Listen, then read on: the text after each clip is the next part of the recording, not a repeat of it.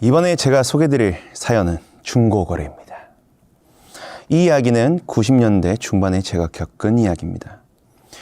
그 당시에는 지금처럼 핸드폰이 보급되었던 시대가 아니었으니 당연히 필요한 물품을 간편하게 서치하여 살 수 있었을 때가 아니었죠. 맞지. 네.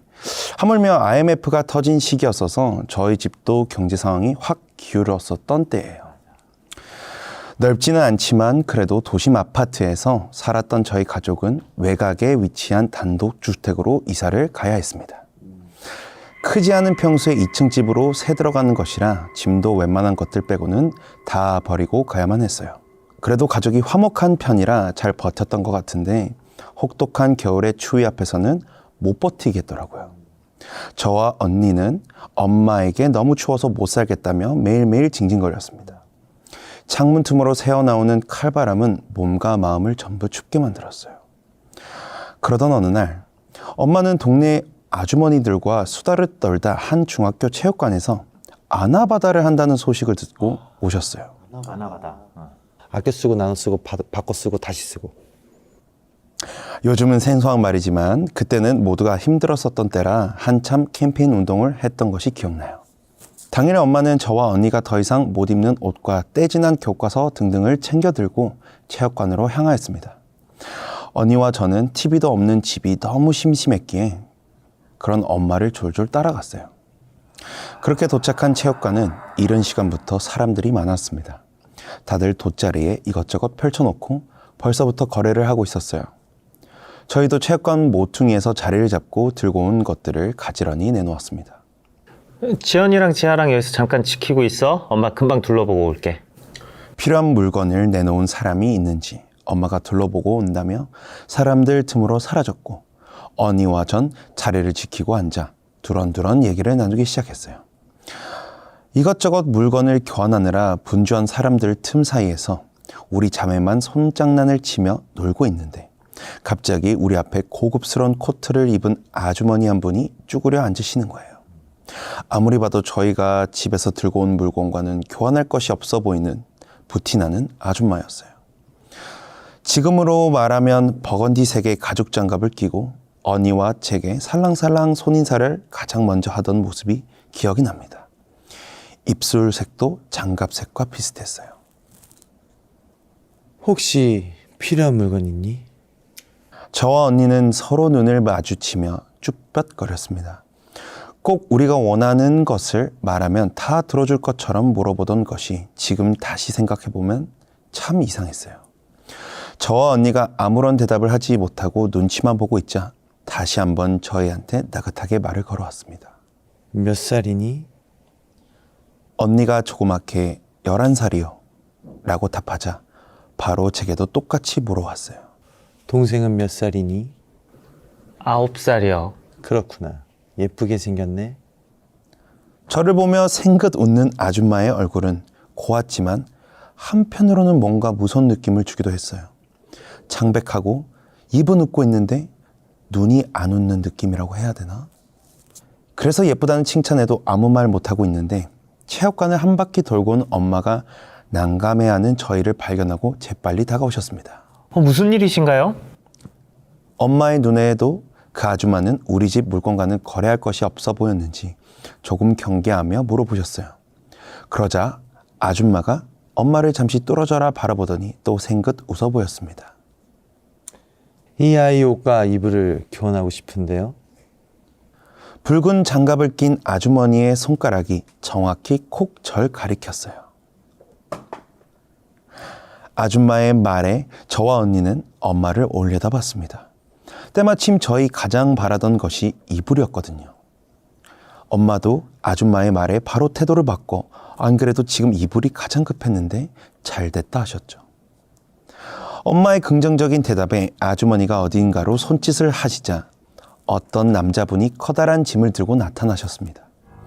누가 봐도 시장에서 막 구할 수 있는 이불이 아닌 손수술을 놓은 손 이불 같았어요.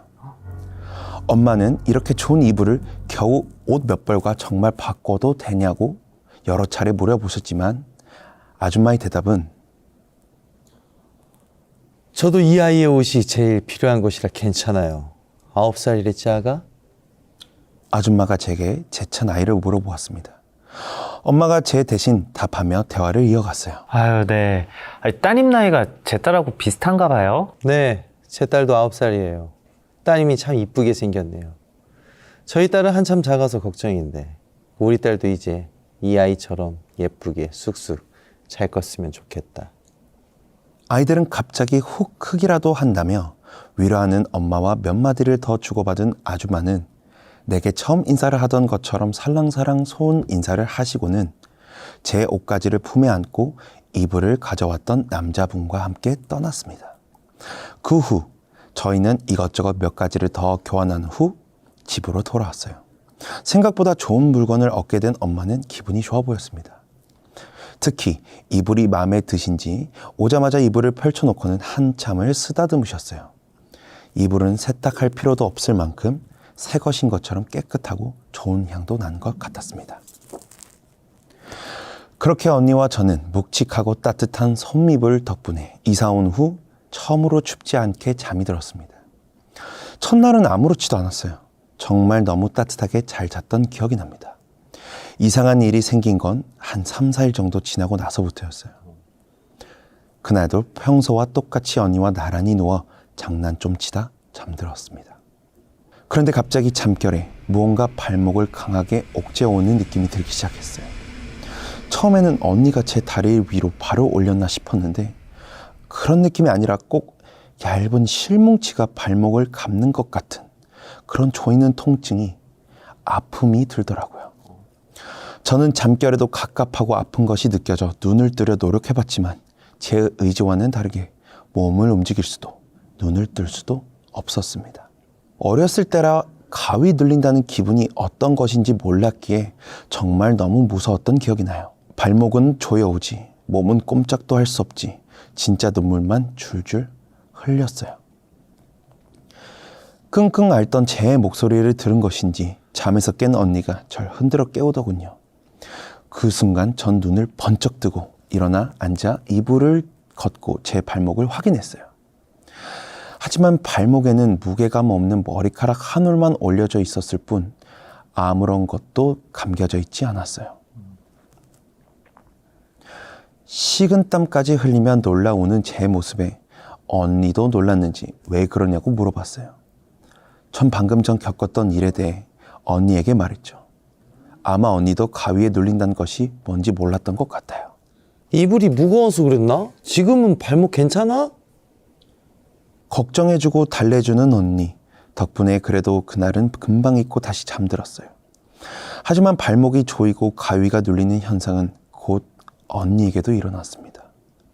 그리고 전 발목에 이어 손목이 조이더니 어느 날부터 목까지 조이는 느낌이 들기 시작했습니다. 언니와 저는 밤이 무서워지는 상황까지 오게 되었어요. 언니는 어쩌다 한번 가위에 눌리는 현상을 겪었지만 저는 거의 매일 괴롭힘을 당했거든요. 엄마한테도 얘기해봤지만 엄마는 몸이 허약해져서 그런 것 같다며 오히려 일찍 자라는 꾸중만 들었죠. 하지만 언니와 제가 하도 잠을 설치고 무서워하자 엄마도 걱정은 되셨던 것인지 그럼 머리 두는 위치를 바꿔볼까 하셨어요. 하지만 소용이 있나 싶었던 그 방법도 며칠 만에 제가 가위에 눌린 뒤 크게 앓기 시작하며 방법이 아님을 알게 되었습니다. 저는 점점 체력이 약해지더니 어느 날부터는 이유 없이 크게 앓기 시작했어요. 고열이 하도 안 떨어져 병원에 입원해 검사도 받아봤지만 원인을 알 수 없다고만 했대요. 툭 하면 코피가 나고 몸에 알 수 없는 멍이 들기도 시작했어요. 이상한 건 제 건강뿐만이 아니었습니다. 자고 난 후 이부자리를 정리할 때면 긴 까만 머리카락이 바닥 요와 방바닥에 몇 가닥씩 떨어져 있었어요. 설마. 그런데 정말 이상한 건 엄마는 파마머리였고 언니와 전 그 당시에 짧은 단발머리였거든요. 그리고 아빠를 닮아 저와 언니는 머리카락이 얇고 색소가 옅은 자연갈색이에요. 그런데 발견되는 머리카락은 우리 집 여성 중 아무도 없고 까맣고 긴 생머리의 두꺼운 모발이었습니다. 내가 생각하는 게 맞으면 소름인데. 엄마도 점점 이상하다는 생각이 강하게 드셨는지 어느 날 갑자기 저희 방에서 같이 주무시겠다며 들어오셨습니다. 저는 병원에서 퇴원을 하긴 했지만 미열과 알 수 없는 통증을 온몸으로 계속 느끼고 있었어요. 그래서인지 엄마 품에서 자는 게 그저 좋았죠. 그렇게 엄마와 함께 잠든 지 얼마 지났을까? 저와 언니 그리고 엄마까지 저희 세 모녀는 동시에 헉 하고 숨을 들이키며 자리에서 벌떡 일어났습니다. 그런데 제가 숨을 고르기도 전에 엄마가 제 얼굴을 잡고 휙휙 돌려가며 목을 확인하는 것이 아니겠어요? 그리고는 제 손과 발도 잡아 무언가를 확인하듯 살펴보셨어요. 엄마 왜 그래? 그런 엄마의 행동이 무서웠는지 옆에서 가만히 바라보던 언니가 울먹이자 엄마는 방불을 켜고 온 뒤 다시 한번 저와 언니의 몸을 꼼꼼히 확인했어요. 저희가 괜찮아 보이자 엄마는 안도의 한숨을 크게 내쉬었습니다. 그런데 갑자기 엄마가 저희에게 몸을 돌리더니 함께 덮고 있던 이불을 잡아 뜯기 시작하는 거예요. 닭살 돋아. 잘 안 뜯기자 이러 물어 뜯기까지 하며 이불을 푹푹 찢으셨어요. 언니와 저는 엄마의 그런 낯선 모습에 겁을 먹고 가만히 앉아있기만 했어요. 그때 엄마의 모습은 뭐랄까 이런 표현은 좀 그렇지만 노르를 잡아먹는 호랑이 같았다고 해야 될까?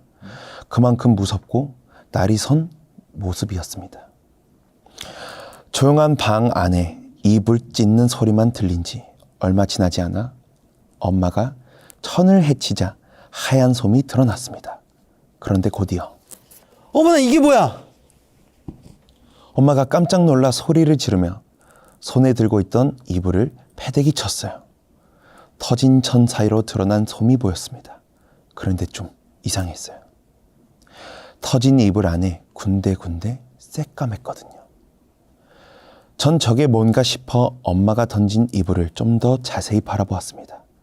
그런데 아무리 다시 봐도 그건 여자의 긴 머리카락이었어요. 까맣게 뭉쳐진 긴 머리카락들이 솜 군데군데 껴 있었습니다.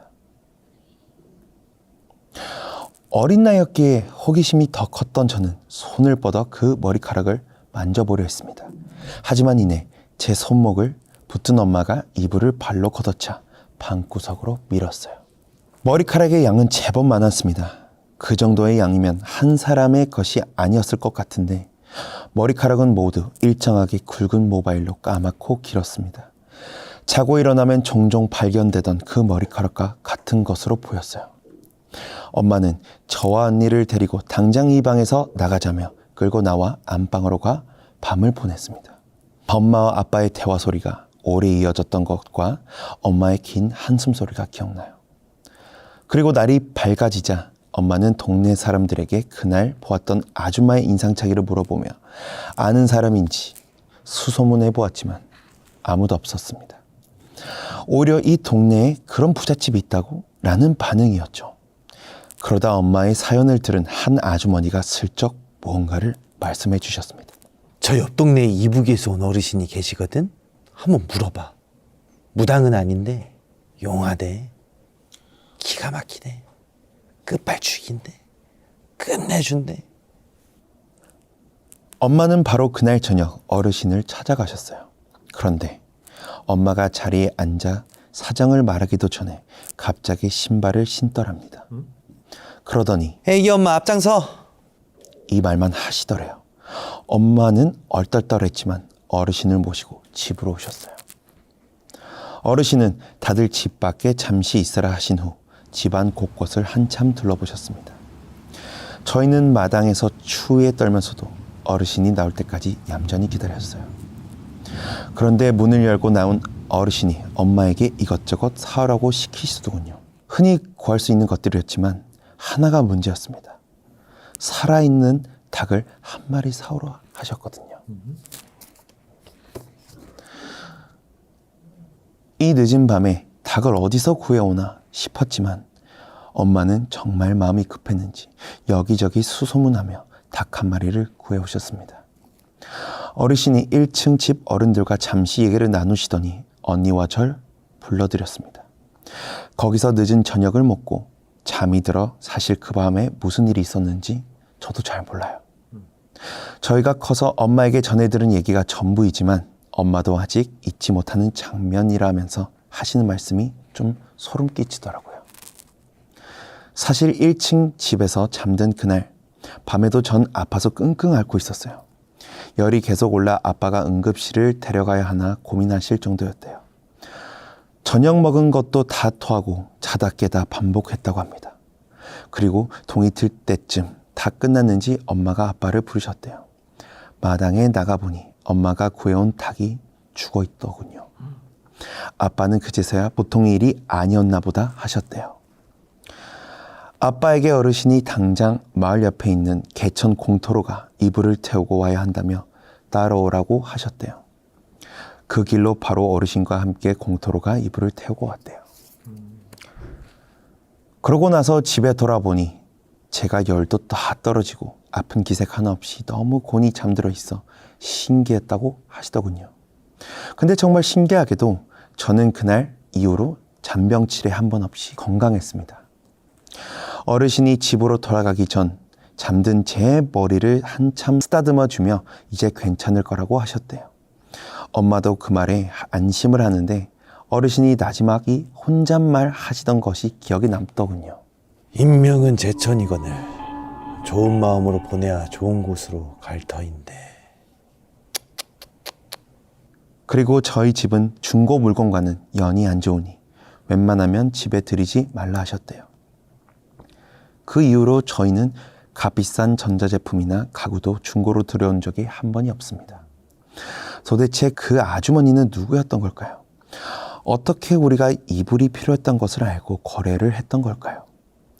콕 집어 제 옷을 가져갔던 이유는 무엇일까요? 그래서 제가 아팠던 것일까요?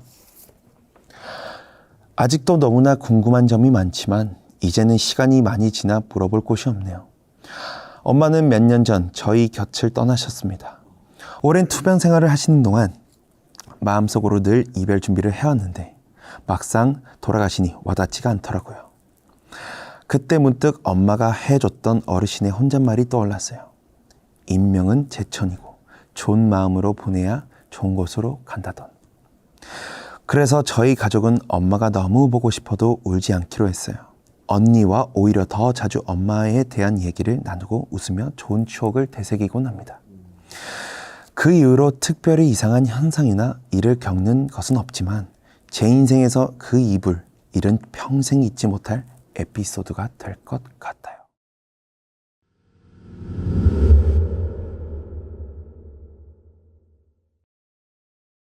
돌아가신 저희 아빠는 이제 흔히 말하는 기가 센 사람이었어요. 뭐 아빠는 기독교 신자시라 이제 본인은 기가 센 게 아니라 이제 믿음이 강한 거다라고 그러셨는데 이제 남들이 볼 때는 누가 봐도 기 센 분은 맞았죠. 아무튼 아빠에게 들었던 신기한 일화 몇 개를 풀어보려고 하는데 저희 집이 사실 좀 가난한 편이에요. 그러다 보니까 아빠는 그 가난을 벗어나기 위해 노력을 참 많이 하셨었는데 그러다 보니 이제 이 일 저 일 안 가리고 정말 열심히 사셨어요. 그중에 이제 아빠가 하신 일 중에 하나가 이제 명도를 하시는 일이었어요.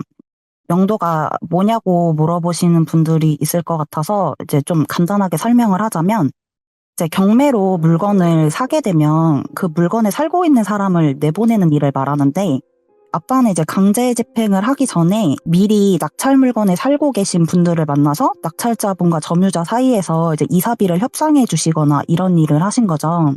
네, 물론 이 일이 본업이 아니셨어서 이제 정말 힘들고 특수한 케이스의 일들만 주로 다루셨는데 아무래도 특수한 케이스는 돈을 많이 주니까 가끔 부업 삼아 일을 하신 거죠. 나이트클럽이라던가 아니면 유치권 행사 중인 곳이라거나 뭐 이런 곳이요. 그리고 아빠의 주위 분들도 아빠가 돈을 많이 주는 특수한 케이스만 다루시는 걸 다 알고 계셨고요. 근데 어느 날 아빠에게 명도 의뢰가 또 들어왔는데 주소를 확인해 보니까 일반 빌라였대요. 그래서 아빠에게 일을 의뢰한 사람한테 뭐 잘못 알고 연락하신 거 아니냐, 나는 이런 거 안 한다, 이렇게 말씀을 하시니까 돈을 넉넉하게 줄 테니 제발 도와달라고 하시더래요. 그래서 뭔데 그러냐 이렇게 물으니까 이제 그분이 우물쭈물하면서 말을 제대로 못 하셔서 협상 안 되시면 그냥 강제 집행하시면 되지 왜 그러시냐 이러고 전화를 끊으려니까 상대방 쪽에서 제발 한 번만 만나달라고 사정사정을 하시더래요. 그래서 이제 아빠도 상대방이 너무 간절하기도 하고 그 당시 엄마가 이제 암투병 중이셔서 병원비가 필요하기도 하셔서 이제 고민을 하시다가 뭔지 들어보기나 하자 싶어서 이제 그분이랑 만나기로 약속을 잡고 약속한 날에 그분이 알려준 장소에 가보신 거죠. 그 장소 가서 이렇게 살펴보니까 그 건물 해당 층 창문에 깃발이 달려 있더래요. 알고 보니까 거기가 무당집이었던 거죠.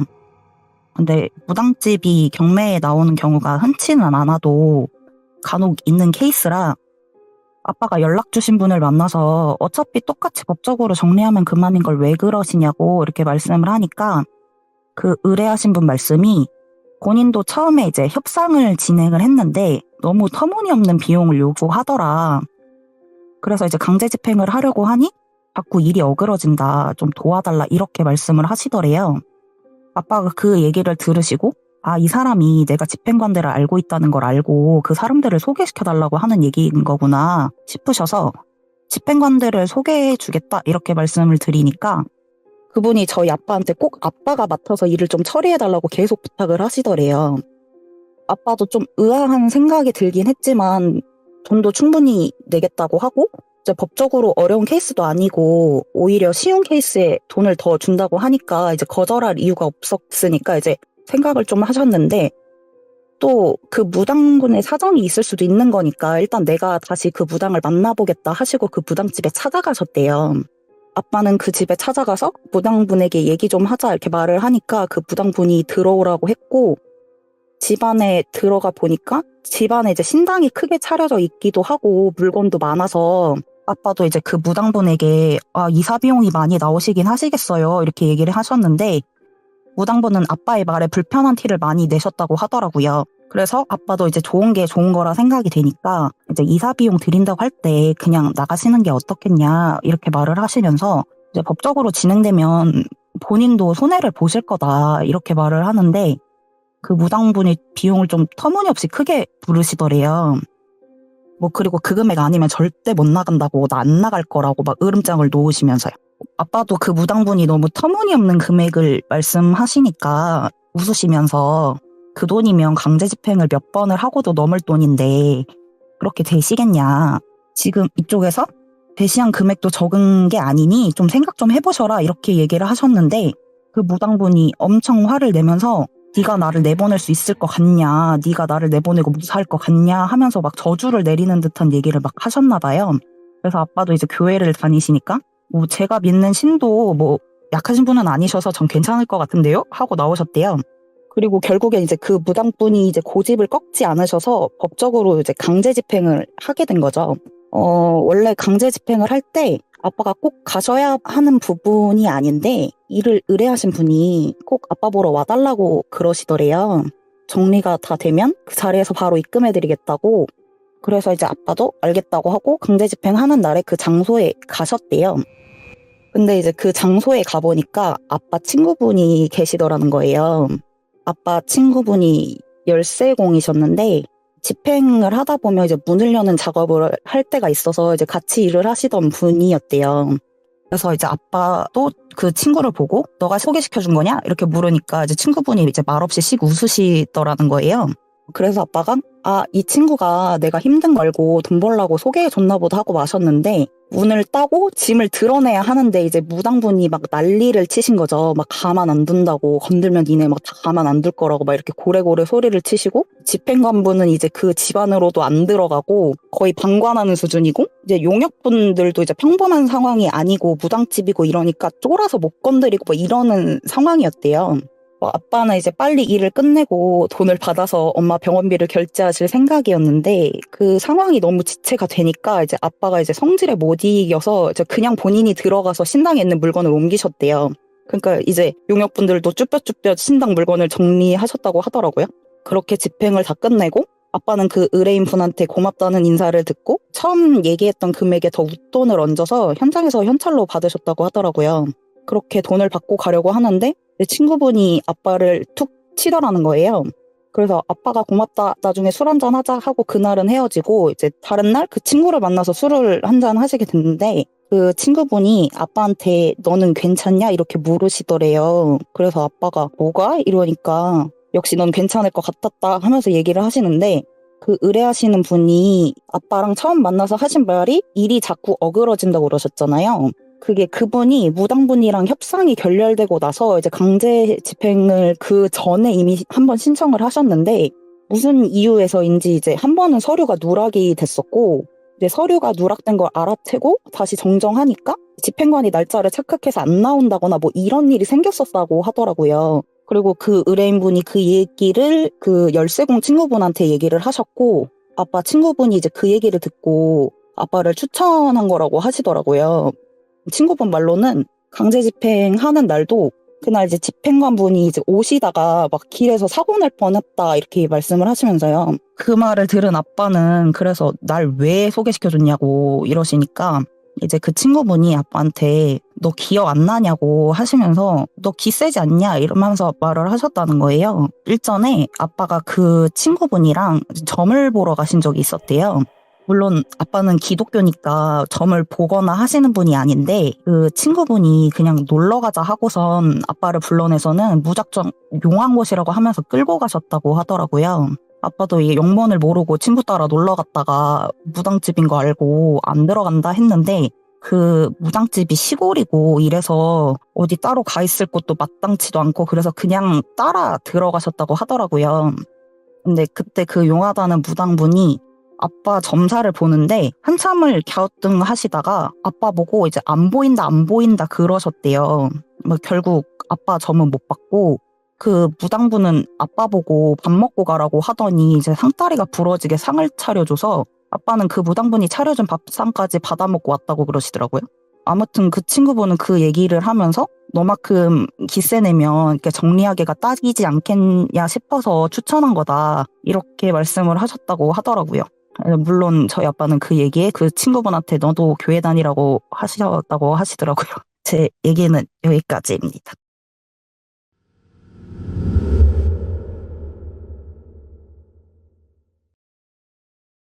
저는 지금 조그만 가게를 운영하고 있어요. 아무래도 처음 해보는 창업인지라 인테리어며 뭐며 부모님의 도움을 많이 받았어요.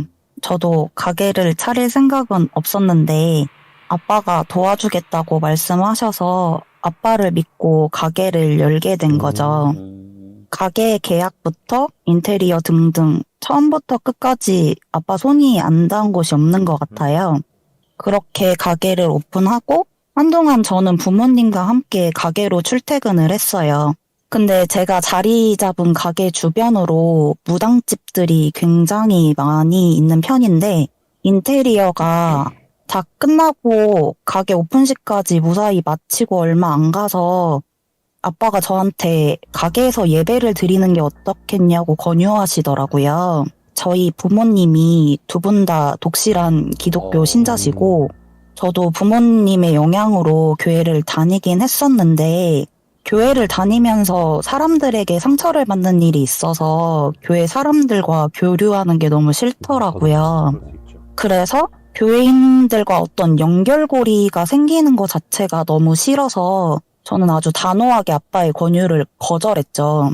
처음에 아빠가 화를 많이 내시긴 했는데 저도 철없이 아빠에게 똑같이 화를 내며 그럼 가게 안 할 거라고 땡깡을 놨죠. 결국 저의 그런 행동에 아빠도 가게에서 예배를 드리는 것을 포기하셨어요. 근데 아빠가 같이 가게로 출퇴근을 하시긴 하셨어도 뭐 딱히 일할 만한 게 없어서 가게 안쪽에 있는 작은 방에서 주무시거나 엄마랑 같이 책을 읽거나 하셨거든요.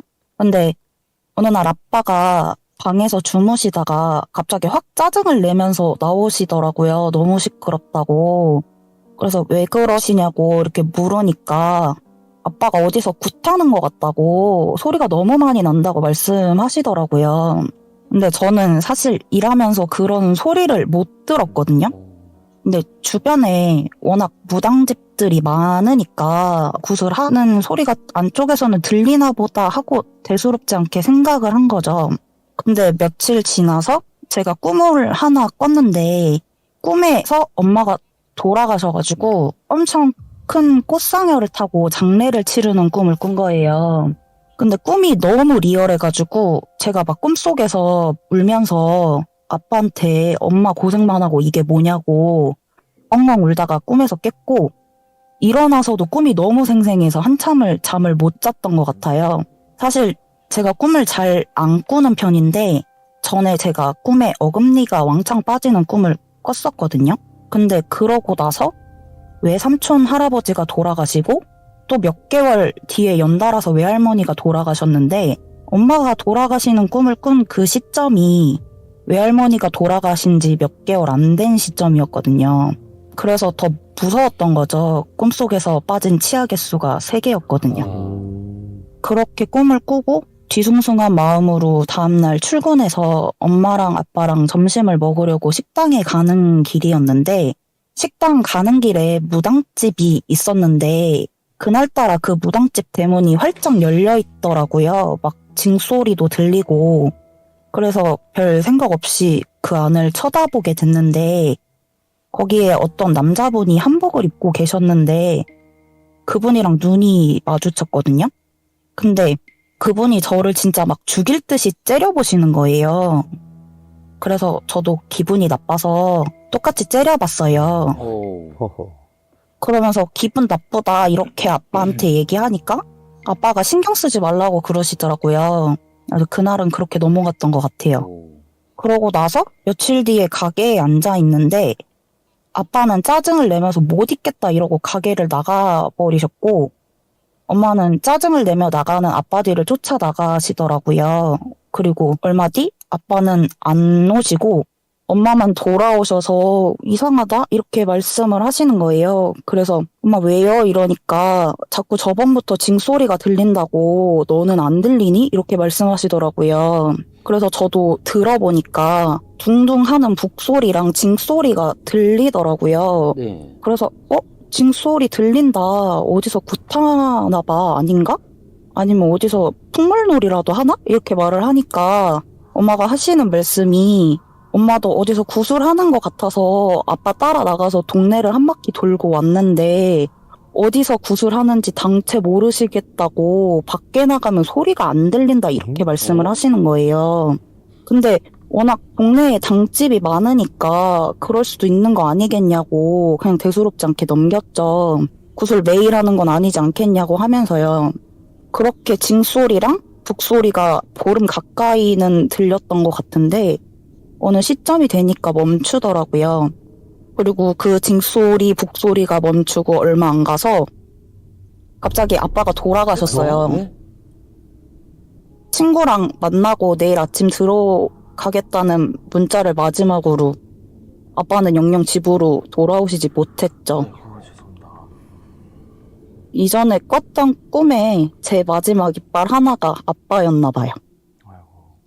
그렇게 정신없이 상을 치르고 다시 가게에 나왔는데 엄마가 막 짜증을 내면서 사무실 앞쪽에서 빗자루질을 하시더라고요. 그래서 엄마 왜 그러냐 그냥 집에 가 계셔라 나 혼자 있겠다 뭐 이런 얘기를 하는데 엄마가 누가 여기다가 소금을 넣었다고 그러는 거예요. 그래서 엄마한테 이게 뭔 소리야 이러고 나가보니까 저희 가게가 이제 사거리 코너짜리거든요. 근데 저희 가게 문을 기점으로 귀퉁이마다 소금이 놓여져 있더라고요. 사실 아빠가 요맘때쯤 돌아가셔서 날이 쌀쌀했기도 해서 엄마한테 누가 염화칼슘 뿌린 거 아니냐 이렇게 말을 하니까 엄마가 아니라고 소금이라고 이렇게 말씀을 하시더라고요. 근데 저희 집은 기독교인데 친가는 무교기도 하고 그리고 저희랑 친한 지인분이 한 분 계신데 무당집을 잘 다니시는 분이었거든요. 그래서 저희는 무속 쪽을 잘 모르니까 고모나 그분이 저희가 장례를 치르고 왔으니까 그런 행위를 하신 게 아닐까? 이런 생각을 하고 전화를 걸어서 혹시 소금 넣으셨냐? 이렇게 물었는데 고모나 그분이나 두 분 다 아니라고 그러신 거죠. 그래서 진짜 이상하다 이렇게 생각을 했는데 그 이후로도 몇 번 더 누가 가게 주변으로 계속 소금을 넣고 저는 그걸 계속 쓸어다 버리고 이거를 반복을 했어요. 그리고 사실 아빠가 집에서 돌아가신 것도 아니고 가게에서 돌아가신 것도 아닌데 가게에다가 그런 행위를 한다는 것 자체가 좀 이해가 안 되기도 했죠. 몇 번 정도 그 일이 있어서 소금 쓸기를 반복했는데 좀 지나니까 소금을 넣는 행위는 사라졌어요. 그렇게 아빠 돌아가시고 몇 년 정도 지나서 주변 가게 주인분들이랑 이런저런 얘기를 하는데 한 분이 그런 얘기를 하시더라고요. 저희 가게 일대가 도깨비터라고 본인 시부모님이 그렇게 말씀하셨다 이러시면서요. 그 얘기를 들으니까 아, 그래서 그동안 무당분들이 저희 가게 안 내놓냐고 그렇게 물어보셨구나 이 생각이 들더라고요. 제가 딱히 가게를 내놓은 적이 없는데 막 들어오셔가지고 가게 안 내놓냐고 막 그러셨던 분이 몇 분 계셨거든요. 그래서 저는 저희 아버지가 돌아가신 게 소문이 나서 그런 줄 알았는데 아니었던 것 같아요. 그리고 최근에 또 꿈을 꿨는데 치아 꿈을 꿨어요. 근데 전에 꿈에서 치아가 빠지고 줄초상 나고 아빠까지 돌아가시고 그랬으니까 또 누가 돌아가시는 게 무서워서 진짜 꿈에서 이빨이 안 빠지게 하려고 갖은 노력을 하다가 꿈에서 깼는데 꿈 꾼 지 얼마 안 돼서 저희 삼촌이 암에 걸리셨다는 얘기를 들었어요. 그래도 꿈에서 이 안 빠지게 했으니까 삼촌은 무사하지 않을까 하는 생각은 조금은 하게 되네요. 네, 얘기가 뒤죽박죽이라 맥락이 없네요. 아닙니다. 제 얘기는 여기까지입니다.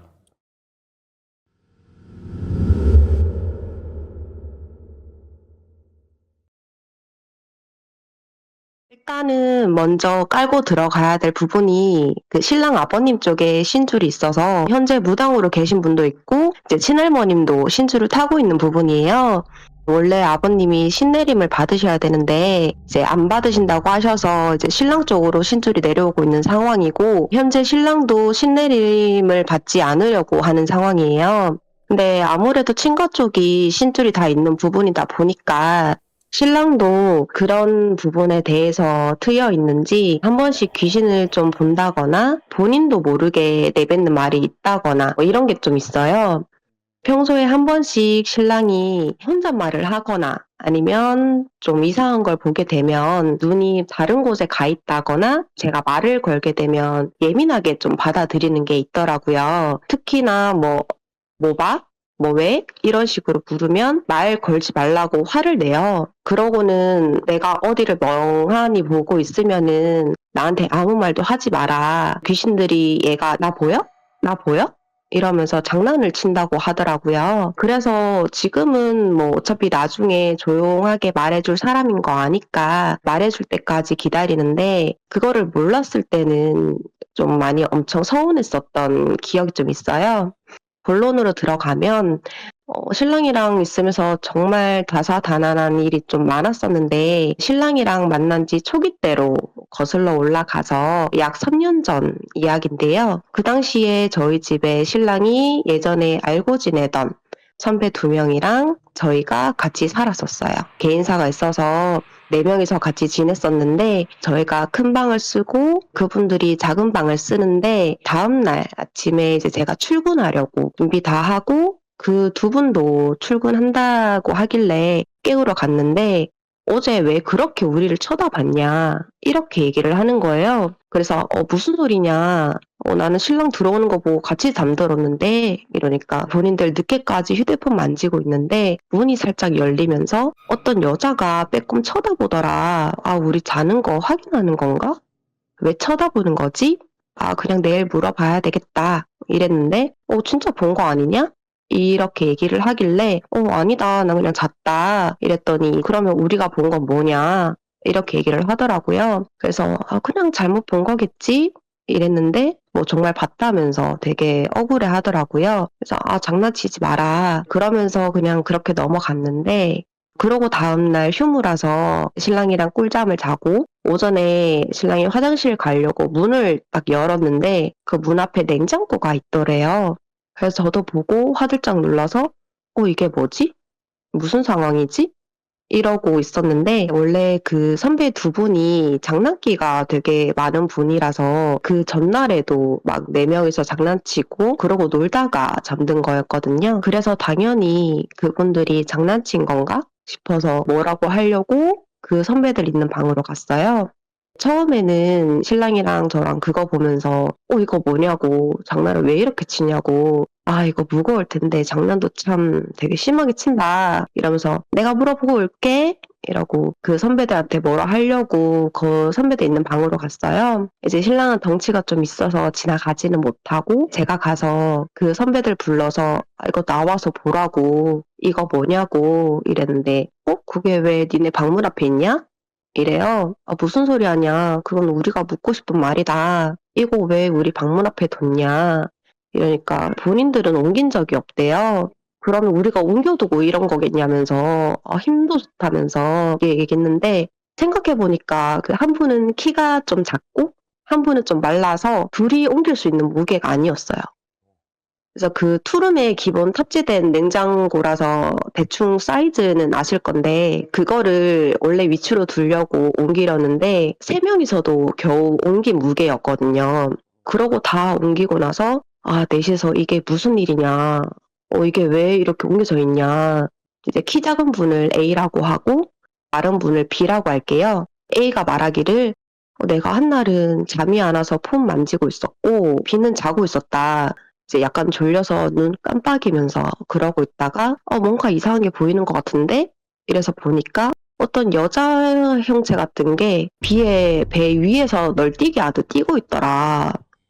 그거 보고 놀라서 혹시나 나한테도 올까? 눈이라도 마주칠까? 싶어서 그냥 자는 척을 했다. 이러길래 이거 뭔가 이상하다 싶어서 신랑이 친거 쪽에 고모 할머님이었나? 무당 할머니라고 부르는 분께 연락을 드려서 그간의 상황을 다 말씀을 드렸어요.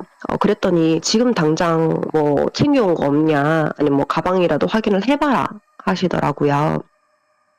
신랑이 영업 직종이다 보니까 다양한 사람을 많이 만나는 직종인데 생각해보니까 이 현상이 어떤 고객을 만나고 나서 생긴 일이더라고요. 그래서 그 고객이랑 무슨 일이 있었냐 이렇게 물어보니까 그 상담 당시에 오늘 상담 고마웠고 이거 꼭 지녀라 좋은 거다 가져가 하면서 작은 봉투 같은 걸 줬대요. 근데 이제 신랑은 그게 뭐든 받으면 안 된다라고 하면서 그냥 왔다고. 그러고는 뭐 딱히 받은 건 없는 것 같다. 이러니까 그 무당 할머님이 그러면 가방 안에 분명 뭐 있다. 봐봐라. 하시길래 차에서 상담 가방을 가지고 와서 정말 탈탈탈 털었는데 작은 봉투 같은 게 있더라고요. 그래서 이게 뭐지? 이러고 열어봤는데 안에 보적이랑 머리카락 뭐 이런 거였는데 그 무당 할머님이 이런 뭐 어쩌고 저쩌고 그것이 너한테 일부러 그런 것 같은데 대체 뭐 하는 거냐고 남의 귀한 자식 죽이려고 작정했냐고 그 집 주소 당장 불러라 찾아갈 거다 막 이러면서 막 노발대발 하셔서 일단 진정하셔라. 저희도 이게 있는지 몰랐는데 이게 뭐냐 이러니까 일단 지금 당장 소금이랑 양푼이 같은 거 부적 태울 수 있는 그릇 같은 거 준비해서 소금 담아서 태우라고. 태우고 변기통에 버리고 소금을 집 구석마다 종이컵 한가득 담아서 하루 정도 놔두고 다음날 버려라. 그러고도 안 되면 말해라. 이렇게 얘기를 해주셔가지고 그렇게 하고 나니까 그 이후로 그런 증상은 없더라고요.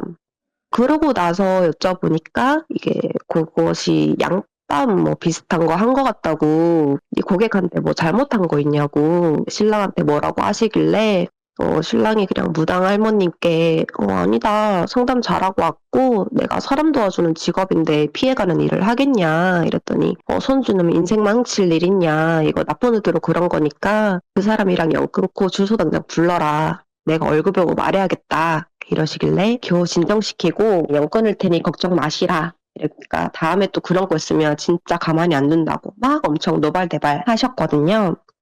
이후에 후일담이랑 약간 사연이랑 연결된 짤막한 썰이 하나 있는데, 후일담은 그 고객이 부적이랑 머리카락 그런 거 넣은 이유를 나중에 확인을 해보니까 신랑이 보험 쪽 일을 해요. 근데 이제 그 고객이 본인 보험료를 내주면 소개 많이 해주겠다. 이렇게 된 건데 신랑은 정도 영업을 하는 사람이라서 그건 절대로 안 된다. 그건 위법이고 내가 그렇게 해서 계약을 진행하고 싶지는 않아요. 죄송합니다. 이러면서 거절을 하니까 그래 알겠어. 조심히 가. 이렇게 얘기를 해서 신랑이 나와서 집에 그렇게 돌아온 거였거든요. 근데 이제 고객이 신랑 잠깐 화장실 갔을 때였나 봐요. 그때 몰래 넣어둔 거였더라고요. 그러고 이제 신랑이 집으로 돌아오면서 이상한 일을 겪었는데 뒷좌석에 뭔가 있는 것 같더래요. 근데 신랑은 뭐 한 번씩 보는 거니까 신경 쓰고 싶지 않아서 잠이 온다는 핑계로 저한테 전화를 걸었어요. 저랑 평소처럼 대화하고 있는데 저희 집 쪽으로 오는 길에 숲길 같은 게 있거든요. 거기를 지나서 와야 되는데 신랑이 그 숲 길이 느낌이 안 좋다는 거를 알고 있어서 거기 지날 때는 저도 조심은 하는데 그날따라 신랑이랑 전화하면서 그 숲길을 지나고 있다고 하니까 제가 자기야 뒤에 귀신 있다? 어떡해 조심해야겠다 이러면서 장난을 친 거예요. 그래서 신랑이 무슨 소리 하냐고 쓸데없는 소리 하지 마 이럴까 농담이야 농담 이러고 다시 다른 얘기로 화제 전환하면서 집 근처로 다 왔고 신랑이 다 왔다길래 베란다 쪽에서 신랑이 오는 걸 보고 있다가 신랑이 내려오라는 소리에 내려갔는데 갑자기 어디서 여자 목소리로 누구야? 이러면서 제 이름을 부르는 거예요. 그래서 제가 응? 이러고 대답하려는 찰나 대답하지 마! 소리치길래 눌러서 왜 그래 놀랍잖아 이랬더니 신랑이 그 여자 여기까지 따라왔네 이러는 거예요. 그래서 무슨 말이야? 이랬더니 사실 그 숲길 오는 도중에 뒤가 쎄해서 백미러로 뒷자리 보니까 어떤 여자 귀신이 있었다. 근데 처음에는 그냥 앉아 있었는데 뭐 늘 하듯이 장난치려고 하더라. 그러고 이제 너랑 전화하고 있는데 너가 뒤에 귀신 있다 하는 순간 그 여자가 내 시야 오른쪽으로 얼굴을 갖다 대면서 씩 웃더라. 마치 너 나 있는 거 알고 있었지. 왜 모른 척했어? 이런 표정으로. 그때 진짜 소름이 돋으면서 너무 무서웠다고. 운전을 어떻게 하고 온지 모르겠다고. 근데 그 귀신 얼굴 반쪽이 불에 탄 것처럼 일그러져 있어서 더 무서웠다. 라고 하는 거예요. 이제 겨우 참고 집을 왔는데 어느새 그 귀신이 사라져 있더라. 근데 갑자기 너 이름 부르길래 순간 그 여자가 부르는 것 같다는 생각이 들어서 대답하지 말라고 한 거라고. 너 대답했으면 나한테 무슨 일 생겼을지도 모른다고. 그러고 올라와서 웃고 떠들고 그렇게 하다가 다음날 뭐 냉장고 사건하고 그 사연이 벌어지게 된 거죠. 네, 이거 외에도 썰이 많은데 오늘의 썰은 여기까지입니다.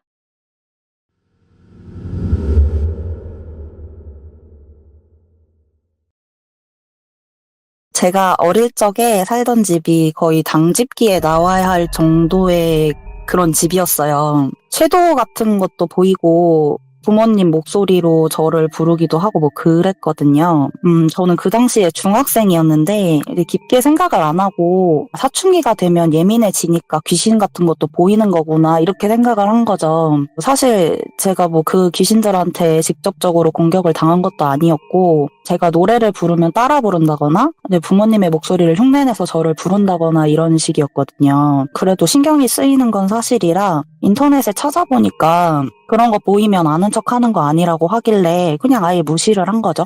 그리고 그 집에서만 그런 것들이 보였던 상태라 혼자 있기 무서우면 그냥 밖에서 좀 떠돌다가 부모님이 오실 시간이 가까워지면 집에 들어갔어요. 뭐 엄마 아빠가 교회를 다니셔서 믿음이 강해서였는지 아니면 아빠가 기가 세서였는지는 모르겠는데 부모님과 함께 있을 때는 섀도우 같은 건 하나도 안 보였거든요. 아무튼 그 집에 살다가 제가 중학교를 졸업할 즈음에 엄마가 암에 걸린 걸 알게 됐어요. 그때가 마침 계약이 만료될 시기였기도 해서 이제 다른 집으로 이사를 가게 된 거죠. 아무래도 그 전에 살았던 집이 완전 지하였고 엄마가 암이 생긴 부분도 호흡기 쪽이어서 아빠 생각에 환경의 문제라고 생각을 하셔서인지 이제 지상으로 있는 집으로 이사를 가게 된 거죠. 네, 저도 새로운 집으로 이사를 가는 게 나쁘지 않더라고요. 집 크기가 줄어들긴 했어도 적어도 그 집에 있던 이상한 것들은 안 보겠다 싶었거든요. 그리고 정말로 새 집으로 이사하니까 그 전 집에서 보이던 게 안 보이더라고요. 그래서 안심하고 잘 됐다 생각했죠. 그렇게 새 집으로 이사해서 평온하게 사는 중이었는데 어느 날 밤에 제가 거실에서 잠을 자고 있었는데 그날 살면서 처음으로 가위라는 걸 눌렸어요. 저번 주 사연자분 중에 이제 가위 눌린 경험에 대해서 진또님이 귀신의 눈으로 본 거다 뭐 이런 말씀을 하셨었는데 저도 그 얘기를 듣고 소름이 돋았던 게 제가 가위에 눌렸을 때 딱 그 상태였거든요. 저는 누워있는 상태인데 집안 풍경이 다 보이고 저는 분명 거실에 누워있어서 절대로 방 안 모습을 볼 수 없는 상태였는데 방 안에 있는 가구며 엄마가 침대에 누워 계시는 것까지 다 보이고 제 몸은 움직이질 않는데 또 정신은 너무 또렷하고 처음 경험해보는 가위라 가위인 줄도 모르고 이게 뭐지? 하면서 몸을 움직이려는데 그 순간에 이제 귓가에서 종소리 같은 게 댕댕 하고 울리더니 막 모습은 안 보이는데 여러 명의 웃음소리와 함께 와글와글 떠드는 소리가 막 약간 이런 소리가 막 점점 귓가에 가까이 들려오는데 무슨 내용인지는 모르겠지만 뭔가 많은 것들이 몰려오고 있다는 생각이 들더라고요. 그래서 이제 순간 이게 가위구나 생각이 들면서 가위가 눌리면 손가락 하나라도 움직이면 풀린다 하는 그게 딱 생각이 나서 몸을 막 움직이려고 하는데 제 주변으로 와글와글하고 막 시끄럽던 말소리랑 웃음소리가 딱 멈추더니 한 명이 야, 얘 못 움직이게 해 하는 소리가 들렸고 그 순간 제 몸이며 팔, 다리, 머리까지 막 손들이 와다다닥게 달라붙어가지고 저를 꾹 누르더라고요. 너무너무 무서워가지고 가위에서 벗어나려고 아등바등 하는데 제가 몸을 움직이니까 어떤 여자가 제 귀에다가 대고 킥킥킥 하고 웃는데 너무 무섭고 근데 막 또 저를 놀리는 것 같기도 하고 그 와중에 뭔가 지면 안 될 것 같은 느낌에 뭐라도 해야 될 것 같아서 제가 그 나이에 알고 있던 욕이란 욕은 다 한 것 같아요. 잡히면 가만 안 둔다고 잡히면 내가 다 찢어버릴 거라고 막 속으로 악을 지르다가 제 손가락 하나가 딱 움직여졌고 순간 가위가 훅 풀리더라고요. 그래서 어안이 너무 벙벙하고 너무 무서워가지고 그대로 엄마한테 달려갔죠. 엄마는 잠결에 제가 와서 품에 안기니까 왜 그러냐 그러시고 가위 눌렸다고 말하니까 엄마는 엄마가 기도해 줄 테니까 자라고 그래서 그날은 엄마 품에서 잠들었죠. 그리고 그 이후로 집이 아닌 공간에서도 종종 이상한 것들이 보이기 시작하더라고요. 엄청 자주 본 건 아니고 정말 종종이요. 또렷하게 사람처럼 보이는 건 아니고 검은 덩어리? 사람 모습의 그림자 같은 형태였어요.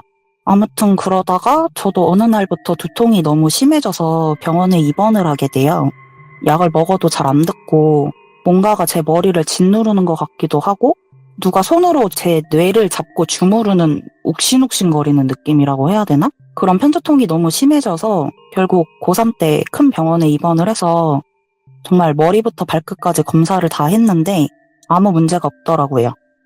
이때 병원에 입원했을 때 제 옆자리에 무당 아주머니가 들어오셨는데 그분이 저를 보자마자 갑자기 제 생년월일을 물으시더라고요.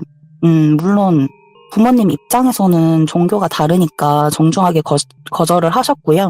그러면서 그 무당분이 지나가듯 하시는 말이 제가 남자로 태어났어야 했다? 당군감이다 뭐 이런 얘기를 하셨는데 뭐 사실 그냥 어르신분들이 저보면 그런 얘기 종종 하셔서 그냥 하시는 얘기구나 하고 넘겼죠. 왜 좀 여자치고 드세고 성격 있어 보이면 흔하게 하는 말이잖아요. 아무튼 그렇게 병원에서 검사 싹 다 받고 이상은 없다고 하고 머리는 계속 아픈 상태였어서 정말 고3 때 아무것도 못하고 입시도 다 망하고 이렇게 됐는데 성인이 되고 나니까 이제 섀도우 같은 건 안 보이더라고요. 그래서 성인이 되면 안 보이는 거구나 이렇게 생각하고 머리도 점점 안 아프길래 그냥 입시 스트레스였나 보다 하고 넘어갔는데 아빠가 엄마가 아프시고 나서 이런저런 것들이 걱정이 되니까 싸게 나온 지하방 하나를 이제 투자 삼아 사두시고 전세를 주셨대요. 근데 이제 엄마가 이게 항암하고 하니까 그 집에 신경을 못 쓰고 있었고, 세입자도 딱히 연락이 없어서 그냥 잘 사나 보다 이렇게 생각을 하셨는데, 어느 날 이제 세입자가 집이 고장났다고 해서 고쳐주려고 가보니까 집 창문에 이제 무당집 표시가 되어 있고, 들어가 본 집 안은 완전 개박살 나 있고 막 물도 차 있고 막 그랬다더라고요. 사실 저희 아빠가 이제 조실부모 하셔가지고 정에 좀 약하셔서 이제 전세 구하시는 분이 부모님 모시고 살 거라고 도와달라고 하셔서 이제 좋은 마음으로 전세를 싼 가격에 줬는데, 그 전세 준 사람이 저희 아빠 몰래 그 집을 무당에게 주고 월세를 받아먹고 있었던 거예요. 근데 이제 그걸 들키면 안 되니까 이제 그동안 전세를 얻은 분이 주먹구구식으로 집을 고쳐주다가 이제 더 이상 본인이 감당이 안 되니까 이제 그때서야 아빠한테 집을 고쳐달라고 연락을 한 거죠. 뭐 당연히 아빠 입장에서는 이제 화가 날 만한 상황이니까 난리가 났었고, 제가 아프고 입원해 있던 그 기간이 그 상황을 해결하기 위해서 소송도 하고 무당분 내보내고 하던 그 시기였다고 하더라고요. 그 무당분은 아빠한테 그 전세 얻으신 분이 주인인 줄 알았고 본인은 전혀 몰랐다고 하셨다는데, 아빠는 절대 모를 수가 없는 상황이다라고 말하시면서 하시는 말이, 역시나 그 무당 내보내고 장판 걷어보니 장판 아래 쌀알들이랑 뭐 그런 것들이 들어있었다고 하시더라고요. 그래서 이제 제가 그냥 생각을 했을 때, 제가 이제 그 당시에 아팠던 게 시기상 제가 아빠에게 향한 양밥을 대신 맞은 게 아닐까 하는 생각이 들기도 하고, 아니면 그냥 이제 당직기에서 말하는 그 주파수가 맞아서 그랬던 건가 싶기도 하고 그러네요. 제 사연은 여기까지입니다.